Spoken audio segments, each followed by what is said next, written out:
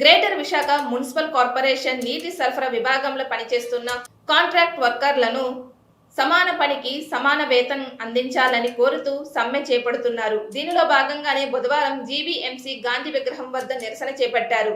ఈ సందర్భంగా యూనియన్ నాయకులు శ్రీనివాసరావు, సత్యారెడ్డిలు మాట్లాడుతూ సెమీ స్టీల్డ్ వర్కర్లు తక్షణమే పూర్తి స్థాయిలో వారి అర్హతను బట్టి జీతాలు ఇవ్వాలని, కాంట్రాక్ట్ వర్కర్స్లకు కూడా హెల్ప్ ఎలవెన్స్ అందించాలని డిమాండ్ చేశారు.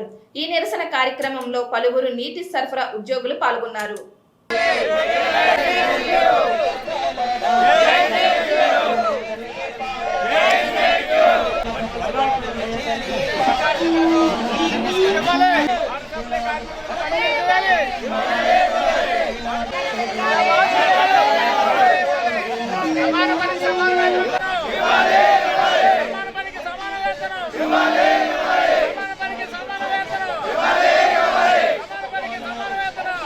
నా పేరు శ్రీనివాసరావు అండి, మాతా శ్రీనివాసరావు.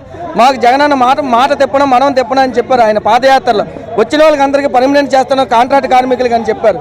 ఇచ్చిన జీతం తక్కువ, మాకు ఇచ్చిన అమ్మఒడి కానీ పెన్షన్స్ కానీ అన్నీ మా ఇంట్లో వాళ్ళకి కట్ అయిపోయి ఇచ్చిన జీతంతో అరాకోత జీతంతో మేము ఏం బతకాలి, ఏది జరగాలి? ఇవ్వాల్సిన జీతం మీద ఇస్తే మాకు 26,000 సమాన పనికి సమాన వేతనం ఇస్తే మా బతుకులే మేము బతుకుతాం. పేరు శంకర్ రెడ్డి, నేను సిఐటిస్ ప్రెసిడెంట్ని.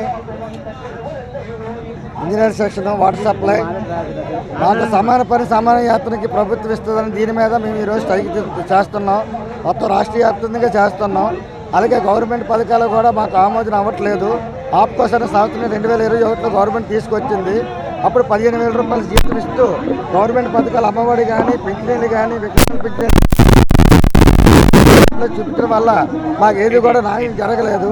అందువల్ల ఈరోజు రాష్ట్రీయ వ్యాప్తంగా కూడా మేము 27వ తారీఖు నుంచి 26వ తారీఖు నుంచి కూడా స్ట్రైక్లో దిగాం. వాటర్ సప్లై అనేది 31వ తారీఖు స్ట్రైక్లో దిగాం.